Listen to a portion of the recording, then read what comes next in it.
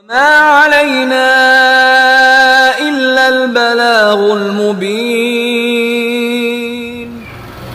Mga magulang, mga bapa, mga babo, mga kaibigan, mga kapatid sa inyong lahat. Pagkaraan ng ating pagpupuri, pagpupuri kay Allah at pagsasalawat sa mahal na Propeta Muhammad sallallahu alaihi wasallam. Dalangin natin kay Allah subhanahu wa ta'ala, lagi nating inihiling kay Allah na naway patatagin nawa tayo ni Allah sa relihiyong Islam. Ito ang pinakamahalaga. At huwag niya tayong bawian ng buhay maliban na lamang na tayo ay mga Muslim, masambit natin hanggang sa pinakahuling mga sandali ng ating buhay ang La ilaha illallah. Ito yung aya na laging ipinapaalala o binabasa ng isang ulama o isang khatib, isang ustad na nagbibigay sa atin ng sermon bilang panimula ng kanyang khutbah. Wala tamutunna illa wa antum muslimun. Paalala ni Allah, wag na wag ika ni Allah, wag na wag kayong bawian ng buhay maliban na lamang na kayo ay mga Muslim. Isa sa diwa ng payo na ito, pinapaalala ni Allah na lagi nating baunin na kahit anong mga pagsubok na pinagdadaanan dito sa mundo, mapapait na pagsubok, kailangan mong manatili sa pananampalatayang ito. Na huwag kang bawian ng buhay maliban na lamang na ikaw ay Muslim, nasa iyo ang pananampalatayang Islam. Mga kaibigan, mga kapatid, ang hikman ng pagbibigay ng sermon sa khutbah upang mapaalalahanan tayo. Tayo magkakapatid, nagpapaalalahanan tayo sa bawat isa upang mapukaw yung nakalimot, yung nagiging pabaya, mapukaw siya at mapaalalahanan siya. Ito yung kabutihan ng laging pakikinig ng sermon upang nakakarinig ka ng mga ayat, mga hadith, mga paalala, reminders hinggil sa mga obligasyon mo sa relihiyong Islam, yung dapat mong gawin, dapat mong isakatuparan, o di kaya mapaalalahanan ka hinggil sa mga bagay na ipinagbawal sa relihiyong Islam. Dahil yan, sa ganyang paraan, ikaw ay magiging salih, magiging mabuting alipin kay Allah subhanahu wa ta'ala, na kung saan ginagawa mo yung mga mabubuting gawa at iniiwasan mo yung mga masasama, mga haram. Ito yung tunay na pagkatakot kay Allah subhanahu wa ta'ala. So, kailangan natin ng sermon, palaging pakikinig. Kasi yung iman natin, lumalakas, humihina. Parang battery na lumalakas, humihina. Kailangan ng rechargeable. Kailangan ng nagpapalakas. At kabilang ito, isa sa mabisang paraan ay yung laging pakikinig ng wasiat. Isinasa puso mo, nagmumuni-muni ka, tinutulungan mo ang iyong sarili na mabago mo ang iyong sarili. Dahil kung hindi mo babaguhin ang iyong sarili, hindi mo tutulungan ang iyong sarili na mabago kahit anong pakikinig mo sa mga wasiat, ay hindi mababago ang iyong sarili. Ang makakapagbago sa iyong sarili ay ikaw. Inna Allah la yughayyiru ma biqawmin hatta yughayyiru ma bi anfusihim. Ito ang sabi niya. Hindi babaguhin ni Allah ang isang nasyon o ang isang tao maliban na lamang kung baguhin nila mismo ang kanilang mga sarili. So kung hindi ka nagmumuni-muni, nagmamasid sa kalagayan mong ngayon, marahil ngayon, pasan-pasan mo yung mga harang tabi'a, kung hindi ka magtatawba, kung hindi ka magbabago, subhanallah, hindi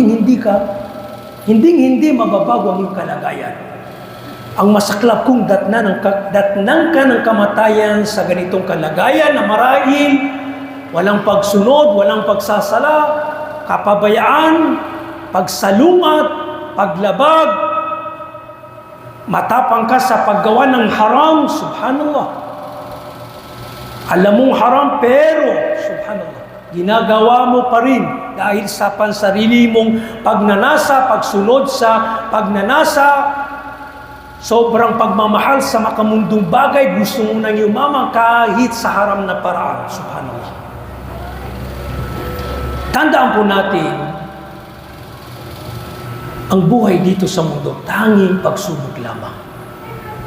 Pagsubok lamang itong buhay. At dadaan tayo sa mga mapapait na pagsubok, problema, suliranin, sakuna. Financial problem, financial crisis, panghanap buhay, mga problema sa iyong sarili, sa iyong pamilya, sa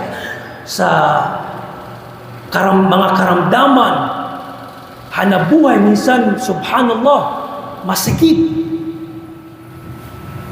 May mga pinagdadaan kang mga financial crisis, problema. Subhanallah. Lahat ng ito, pagsubok ni Allah subhanahu wa ta'ala. Pero alhamdulillah, tayong mga mu'min, may pabor, habag ang ibinigay sa atin si Allah subhanahu wa ta'ala. At tayo isusubukin ni Allah. Walang makakaligtas. Sabi ni Allah, ahasiban nasu ayyutraku ayyakulu amanna wahum la yuftanun. Inaakala ba, sa madaling salita, ang ibig sabihin ng ayat, inaakala ba ng mga tao pagka nilang sabihin kami ay mga mananampalataya ay hindi na sila susubukin? Susubukan tayo ni Allah subhanahu wa ta'ala. Lahat ng ito, subhanallah, na nagsasanhi ng kalungkutan, hinagpis, marahil depression, anxiety, subhanallah, lahat nito mga pagsubok. Pero bilang mu'min, bilang mananampalataya, dapat nagiging maluwag, magaan itong mga pinagdadaanan natin, mga kinakaharap natin kapag naunawaan natin ang buhay dito sa mundo. At dahil din sa pananampalatayang meron tayo, alhamdulillah. Pero tayo magbibigay ngayon, at ito ang ating magiging paksa, bilanggit ng ating mga ulama, na mga ginintuang payo na nabanggit ng ating mga ulama kung paano nating kakaharapin itong mga pagsubok o mga papait na pagsubok dito sa mundong ibabaw. Paano natin pakikitunguhan? Kasi wala tayong takas sa mga pagsubok na ito. Lalo na kapag ang isang mu'min, mas higit, nabanggit sa hadith, ang higit na binibigyan ng pagsubok ay yung mu'min. Kung gaano kalaki ang iyong pananampalataya, ganun din kalaki ang pagsubok sa iyo ni Allah subhanahu wa ta'ala. Ganyan po mga baba. Kung gaano kalaki yung pagpupursigi mo sa Islam, ganun din kalaki yung pagsubok mo. Subhanallah. Pagsusulit, mga pagsubok, karamdaman sa iyong sarili, sa negosyo, hanap buhay. Marahil mga anak mo, magiging pagsubok sila sa iyo, sinusuway ka nila o nilalabag ka nila. Pagsubok. Yung relihiyon, yung agama ng yung mga mahal sa buhay, subhanallah. Kung gaano kalaki yung panghahawak mo sa Islam, kung gaano kalaki yung pananampalatay, imam mo, ganun din kalaki ang pagsubok sa iyo ni Allah subhanahu wa ta'ala.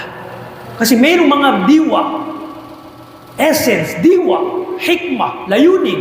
At itong tatalakay natin sa pagsubok. May mga diwa ang pagsubok. Sabi ng Rasulullah sallallahu alaihi wasallam, yubtala ar-rajul ala qadri dinihi. Subhanallah. Tinanong ang Rasulullah, tinanong siya ni Sa'ad bin Abi Waqqas. Isang sabi, Rasulullah, ayun na si asyaddu balaan. Sino sa mga tawang may higit na pagsubok? may higit na pagsusulit. Sino yung taong mas sinusubukan, binibigyan ng pagsubok? Sino sa mga tao? Ya Rasulullah. Sabi ng Rasulullah, al-anbiya, yung mga propeta. Una, subhanallah, ang mga propeta.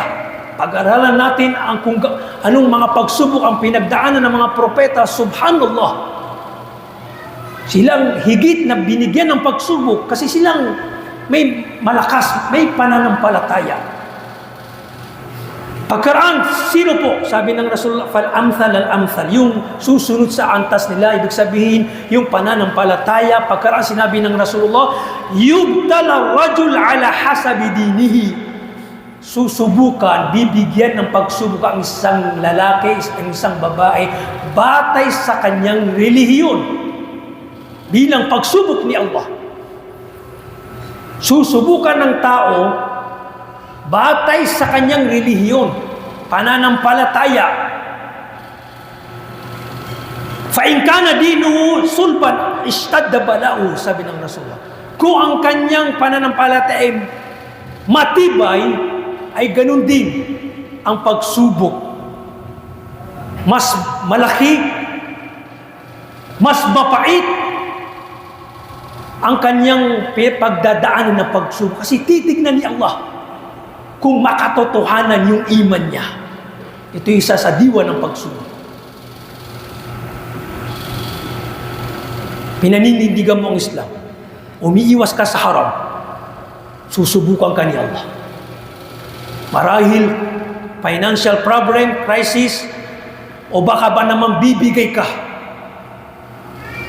May maalalaman kang haram na masasamarize yung pagyaman mo, tangkilikin mo. Hindi ka makapasa sa pagsubok. Ibig sabihin, hindi makatotohanan yan yung iman. Titignan ni Allah. So, sinusubukan ka ni Allah kung makatotohanan yung iman mo, takot mo, iman mo, belief mo, pananampalataya mo, yung pag-agama mo, titignan ni Allah kung magiging matatag ka. Kung makapasa ka, alhamdulillah, mas malaking gantimpala. Pero kung hindi ka makapasa, dahil bumigay ka, sinunod mo yung pansarili mong pagnanasa, subhanallah, hindi ka naging makatotohanan sa iyong iman, hindi pala totoo yung iman mo, dahil sa kunting pagsubok lang ibinigay ni Allah subhanahu wa ta'ala sa iyo, sa hanabuhay ay bumigay ka na, tinangkilik mo na yung mga haram. Iyadan billah. Unang gininto ang payo, sabi ng ating mga ulama, tandaan nyo mga kapatid, lasta wahda o lastum wahdakum. Sabi ng ating mga ulama, kapatid, kapag may pinagdadaanan ka na pagsubok, mapapait na pagsubok, lagi mong isipin, itatak mo sa iyong puso at isipan na hindi ka nag-iisa. Dahil ito ang buhay dito sa mundo. Pagsubok. Tinatamaan ka ng karamdaman, may hindi rin ikaw ang nagkakasakit. Bagkus may mas matindi pa ang may pinagdadaanan kaysa sakit, marahil kaysa sakit na yung pinagdadaanan ngayon. May financial problem kang pinagdadaanan, hindi lang ikaw, kapatid. Marami tayo ang may problema pagdating sa financial. At may mas masaklap pa, hindi lang natin alam. Mahirap, hindi ka nakakakain, hindi ka nakakaulam ng mga masasarap na ulam, magpasalamat ka, alhamdulillah, dahil may naulam, may nakakain ka pa. Hindi lang ikaw, marami yan. At kung titignan mo yung paligid, subhanallah, masasabi mo, alhamdulillah, may mas masaklap pa sa aking kalagayan. At alam natin, marami dyan nahihirapang kumain. Subhanallah. Nagre-reklamo tayo sa karamdaman, pumunta ka sa ospital. May mga nakahiga dyan na mas matindi ang problema o ang karamdaman na pinagdadaanan. May mga cancerous, iyadan billah, ilayo nawa tayo ni Allah sa sakit na ito. May mga nakoma dyan, may mga na-stroke, may mga nakahiga dyan sa ospital ng ilang buwan, ilang taon. na napapaiyak lamang, pero tayo, sakit lamang na fever o sakit ng ulo, ay naghihinala tayo ng masama kay Allah, o nagrereklamo tayo, o nagsasalita tayo ng masakit. Subhanallah, hindi tayo nag-iisa, o may mas masakla pa, may mas matindi pa sa iyong pinagdadaanan na karamdaman. Baong ka sa utang, kunting utang, nagreklamo ka na, may mga tao na may milyon o thousand ang utang. Marami ang baon sa utang. Hindi kayo nag-iisa. Hindi ka nag-iisa, kapatid, sabi ng ating mga ulama. Subhanallah. Pangalawa, payo ng ating mga ulama. La yuqaddiru Allahu shay'an illa lihikmah. Allahu Akbar. Itong tandaan natin. Walang itinatakda si Allah liban na lamang na may hikmah, layunin o purpose, hangarin. Itinagda ni Allah, qadar kauni, talagang mangyayari sa ayaw at sa gusto mo. Pagdadaanan at may pagdadaanan mo itong mga mapapait na pagsubok. Qadar yan ni Allah, pagtatagda ni Allah. Dapat nating tanggapin, magsabor, at isipin natin na walang itinatakda si Allah maliban sa may hikmah. May hikmah. Una, kasi ang problema, hindi natin naunawaan ang pagsubok. Ang pagsubok, hindi lang kaparusahan. Marahil ang pagsubok, habag. Habag sa iyo ni Allah subhanahu wa ta'ala. Minsan may isang ustad, imam, alim, talagang mashallah, nakikita natin sa ating paningin na ginagawa ang isinasabuhay ang Islam. Tapos, iniiwasan talaga ang haram. Walang haram na ginagawa. Negosyo, wala talaga. Pero nakikita natin, mubtala siya. Sinusubukan. Tinatamaan ng sakit, dinadapuan ng sakit, o yung mga anak niya, may mga karamdaman, may financial problem, sasabihin na natin, hindi siya mahal ni Allah. Kinapupuutan siya, kinamumuhian siya ni Allah. Hindi ganun. Hindi lang ibig sabihin ng pagsubok o diwa ng pagsubok ay pagkapuot, paggalit ni Allah. Hindi. Kasi hindi natin naunawaan ang pagsubok. Una, ang pagsubok, kahit malinis yung tao, dalisay yung kanyang buhay, sinasabuhay ang Islam, iniwasan ng haram. Unang diwan ng pagsubok, titignan ni Allah subhanahu wa ta'ala. Bibigyan siya ng pagsubok. Dahil yung nabanggit natin, may mga pananampalataya, sinusubukan ni Allah kung makatotohanan yung kanilang iman. وَلَقَدْ فَتَنَّا الَّذِينَ مِنْ قَبْلِهِمْ فَلَيَعْلَمَنَّ اللَّهُ الَّذِينَ صَدَقُوا وَلَيَعْلَمَنَّ الْكَاذِبِينَ. Ito yung hikmah. Sinubukan namin ang mga nauna sa kanila, فَلَيَعْلَمَنَّ اللَّهُ الَّذِينَ صَدَقُوا, upang mapagtanto ni Allah, makita, malaman ni Allah kung sinong nagsasabi ng totoo sa kanyang iman at sino ang nagsisinungaling. Yung binigay natin na halimbawa kanina, Ustad, mashallah, pero patitikimin ni Allah ng pagsubok. Umiiwas ka, tingnan natin. Financial problem. O di kaya yung asawa niya nagrereklamo. Pagsubok. Darating sa kanyang kaibigan, kapatid, meron akong alam ng negosyo. Simple lang naman. Bakit di mo tangkilikin? Walang kapagod-pagod. Kahit nakakuha ka lang, pero haram. Maaring pinagbawal na gamot, o di kaya negosyo na haram. Doon, masusukat yung iman niya. Saan ang iman mo ngayon? Pag tinangkilik mo, subhanallah, bagsak. Pag nagpakatatag ka, naunawa mo na Allahu Akbar, pagsubok ito, lilipas din. Hindi solusyon ng haram. Alhamdulillah, nakapasa ka. Nakapasa ka sa pagsubok. At mas itataas ni Allah yung antas, yung pagmamahal sa iyo ni Allah. Pangalawang pagsubok, pangalawang diwan ng pagsubok, marahil yung isang mu'min may nagagawang haram, pinapauna na ni Allah subhanahu wa ta'ala yung kafara, pagdalisay sa kanyang nagawang haram. At ito'y habag ni Allah subhanahu wa ta'ala. Pagmamahal sa inyo ni Allah subhanahu wa ta'ala. Kasi minsan tayong nakakagawa ng haram, hindi na natin yung pinagtaubahan, nakalimutan na natin. Nakalimutan na natin. At inabutan ka ng habag ni Allah subhanahu wa ta'ala, dinapuan ka ng pagsubok bilang kapatawaran doon sa nagawa mong haram na hindi mo pinagtaubahan. Lilinisin, purify. Pinupurify. Kasi nabagay sa hadith, ginugusto ni Allah sa isang mu'min na kapag siya'y pumanay, wala ng kasalanan, wala ng pananagutan. So, habagin ni Allah subhanahu wa ta'ala. Kaya nga, nabanggit sa mamin Muslim, la yusibul Muslim min nasabin wala wasab ila akhir al-hadith.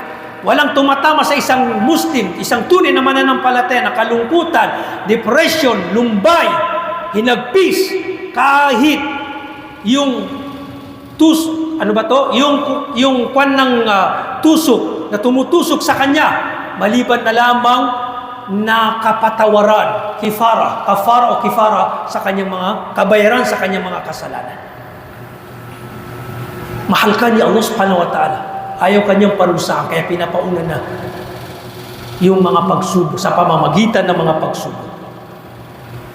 O minsan diwan ng pagsubok talagang kaparusahan sa iyong mga kapabayaan. Kapabayaan o kaya mga kasalanan, may tao talaga na subhanallah, pinapauna na ni Allah subhanahu wa ta'ala yung kasalanan, yung kaparusahan dito sa mundo. So yan ang kabilang sa mga diwan ng pagsubok.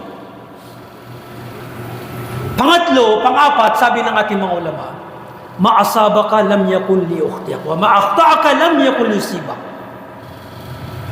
Ikaapat na payo ng ating mga ulama kung paano natin kinakaharap, maunawaan itong mga pagsubok. Sabi ng ating mga ulama, ito'y hadith pala ng Rasulullah. Sabi ng Rasulullah bilang payo sa ating lahat, anumang sakuna ang dumapo o tumama sa iyo ay hindi dahilan upang ikaw ay magkamali. At ano pa man ang iyong kamalian ay hindi dahilan upang ikaw ay dapuan ng sakuna. Malalim, matalinhagang salita. Ang ibig sabihin nito, yung paniniwala sa qadar. Lahat ng nangyayari dapat tanggapin natin dahil ito ay pagtatakda ni Allah subhanahu wa ta'ala. Itinakda na ni Allah subhanahu wa ta'ala ang lahat. Kaya nga sabi ng ating mga ulama, para hindi ka nalulungkot, hindi ka nalulumbay, hindi ka nadidepress sa mga pagsubok na iyong pinagdadaanan, pag-aralan mong ang qadar at pag-aralan mong tanggapin ang qadar. Ito ang kaibahan natin sa mga hindi mananampalataya. Tingnan niyo ang mga hindi mananampalataya.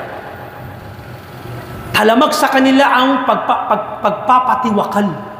Dahil hindi binagyan diin ang paniniwala sa qadar, walang yung fighting spirit, okay, yung spiritual, yung paniniwala. Pero sa ating mga Muslim, masyadong binigyang diin ang paniniwala sa qadar, bagkos ito ay kabila, ika-anim o ika-lima sa haligi ng iman. Haligi ng iman. Binigyang diin sa atin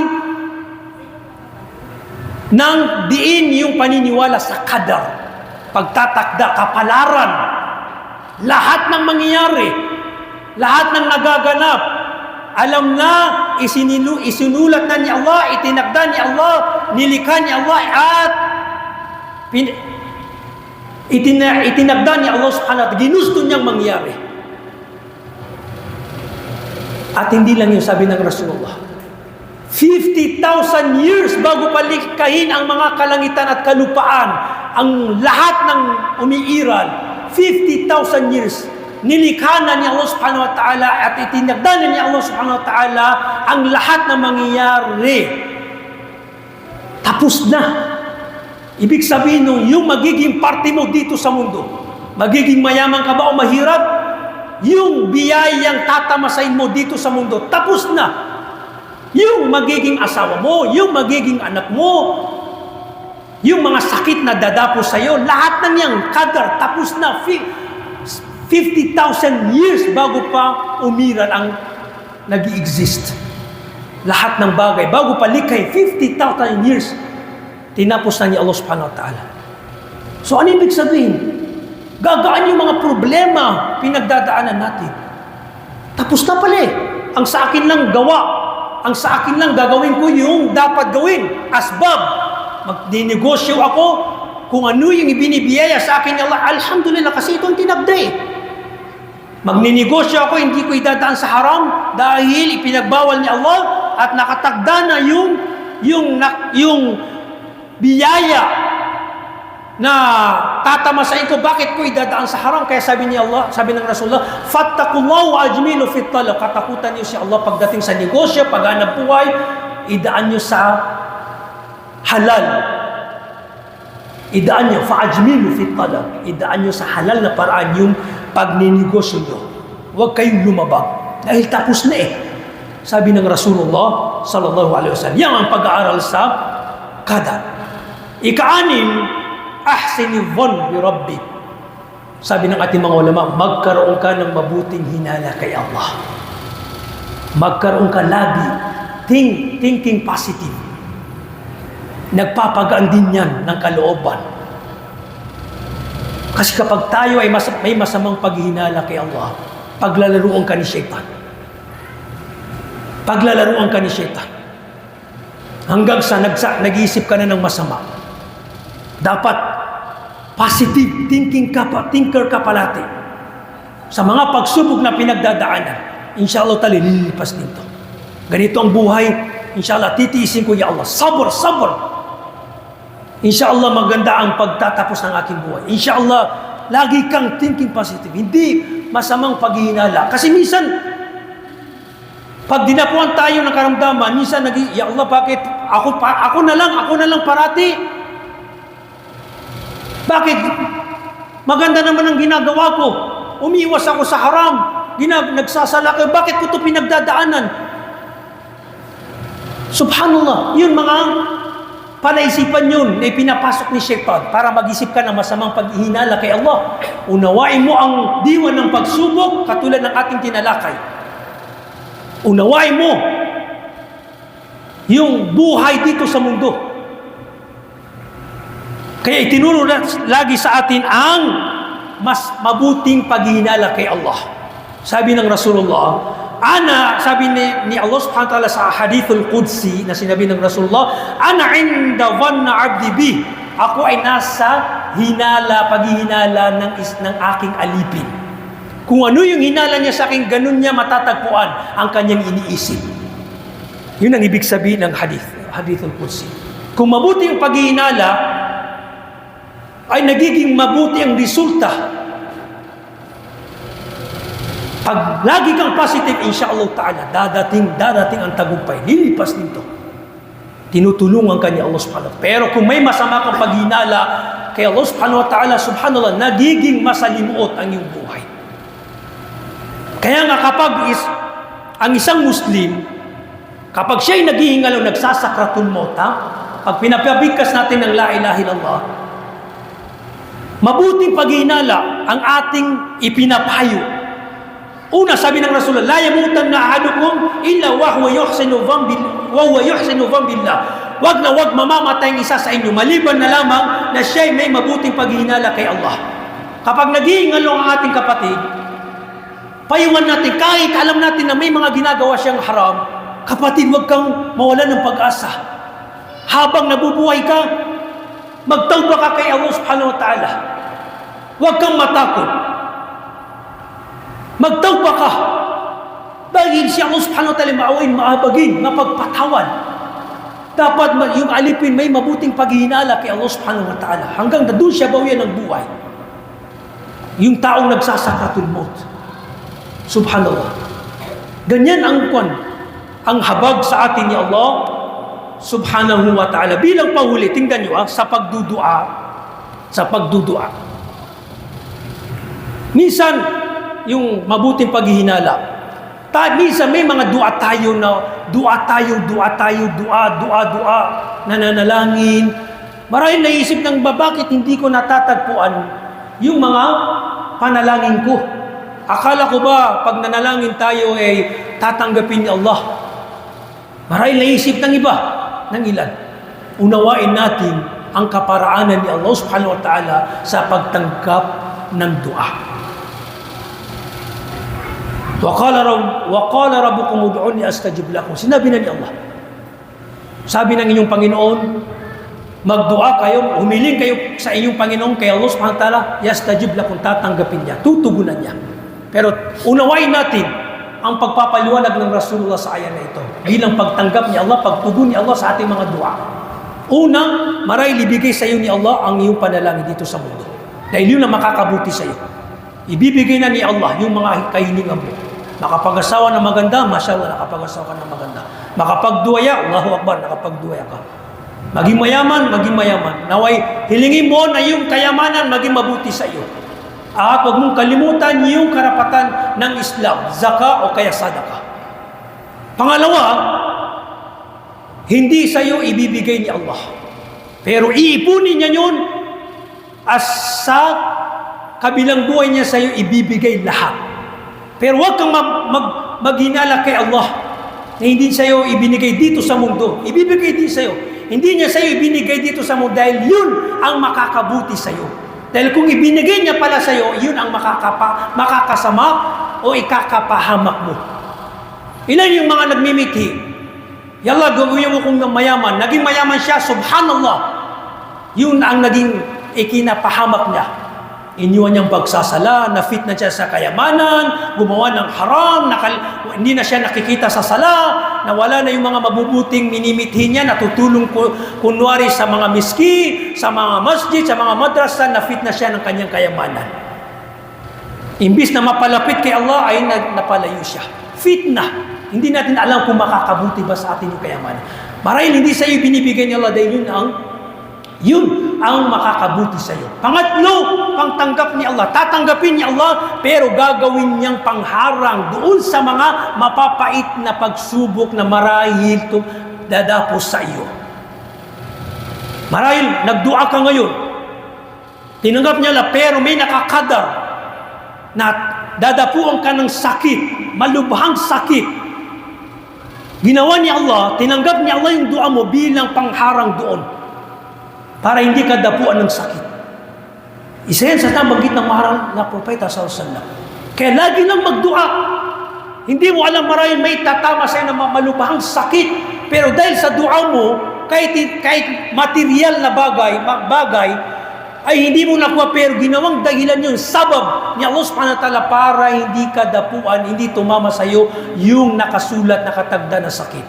Dahil la yuradul du'a, la yuradul qadar illa du'a. Hindi, walang makakapagbago sa qadar maliban sa dua, yung mga panalangin natin. Patatagin nawa tayo ni Allah subhanahu wa ta'ala sa relihiyong Islam, naway na pulutan natin ng aral itong paksa na ating tinalakay. أقول ما تسمعوا وأستغفر الله لي ولكم ولسائر المسلمين من كل ذنب فاستغفروه إنه هو الغفور الرحيم. الحمد لله والصلاة والسلام على رسول الله وعلى آله وأصحابه أجمعين. أما بعد, كلما اشتدت المحنة كرب الفرج. Sabi ng ating mga ulama bilang panghuli ng kanilang mga payo, tandaan niyo mga kapatid, sa tuwing tumitindi ang mga pagsubok ay nagiging malapit ang pagdating ng kaginawaan o solusyon. Ito ay batay sa sinabi ni Allah subhanahu wa ta'ala, fa inna ma'al usri yusra, inna ma'al usri yusra. Tunay na sa bawat kahirapan pagsubok ay may kalakip o kaakibat na kaginawaan o solusyon. Walang nananatiling na problema, insyaAllah ta'ala. Marahil ngayon may karamdaman ka, insyaAllah ta'ala, kapag may kalakip din niya na kaginawaan. Ngayon may pinuproblema ka, hindi ka makakain o mahirap o kaya may mga financial problem, insyaAllah ta'ala kapatid. Lilipas din yan at darating yung ginhawa, kaginhawaan o solusyon. Dahil ipinangako ni Allah, inna ma'al usri yusra. Tunay na kalakip kasama ng ano pa mang suliranin sa kuna problema, ang kaginawaan. Magpakatatag ka lamang, manalig ka lamang kay Allah subhanahu wa ta'ala. Ganito ko ang buhay eh. Dapat nating maunawaan. Ganito talaga ang buhay. Minsan masaya, minsan malungkot. Minsan maluwag ang kabuhayan, minsan hindi.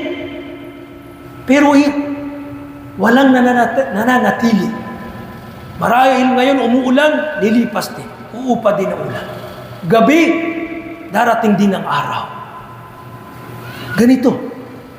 Dapat nagiging matatag ang isang mu'min. Ginagawa lamang niya yung dahilan, yung sabab. Lagi siyang may tiwala kay Allah subhanahu wa ta'ala. Minsan kasi inaakala natin na tayo na yung may pinaka-problemado. Tayo na may pinakamatinding pagsubok. Pero kapatid, hindi lang ikaw.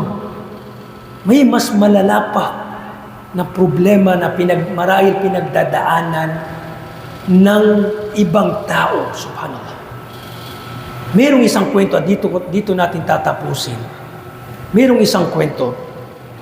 Kwento ng isang lalaki na may mabigat na palaisipan hinggil sa buhay dito sa mundo.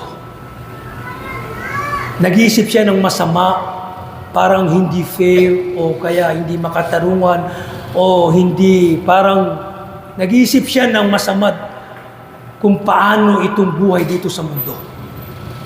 Meron siyang kaibigan, nagmamasid siya, tinitignan niya itong mga mansyon na pagmamayari ng mga mayayaman. Sabi niya, "Ya kapatid, kaibigan, ayna nahnu hina qusimat hadhihi al-amwal?" Sabi niya, saan tayo noong ibinahagi ang mga kayamanan na ito mga palasyo? Ibig sabihin, saan? Bakit di tayo nabigyan ng ganitong mga kayamanan? Parang hindi fair.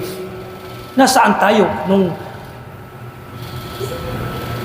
ibinahagi ng Panginoon itong mga parte na ito na kayamanan? Tayo mahirap, sila mayaman. Yun ang punto. Sabi ang ginawa ng kanyang kaibigan, dahil naunawaan niya ang buhay dito sa mundo at ang pagsubok ni Allah, dinala niya yung kanyang kaibigan sa hospital. Dinala niya yung kanyang kaibigan sa hospital na nakahiga, nakarata yung mga may sakit at iba't ibang uri ng karamdaman. Sabi niya, kapatid, ayna nahnu hina qusimat hadhihi al-amrad? Subhanallah. Saan tayo noong ibinahagi itong mga karamdaman? Matalinhaga, kasagutan na kung bibigyan ng malalim na kaisipan, magiging magaan sa kanya yung pinagdadaan niya yung pagsubok. Sabi niya, magpasalamat ka kapatid. Saan din tayo sa mga sakit na ito nung ibinahagi sa kanila ng Panginoon ni Allah subhanahu wa ta'ala. Magpasalamat ka, hindi mo nararanasan, wala ka sa kanilang kalagayan. May mas matindi pa sa iyong pinagdadaan ng kapatid. Magpasalamat ka kung anong ipinagkakaloob sa iyo ni Allah subhanahu wa ta'ala.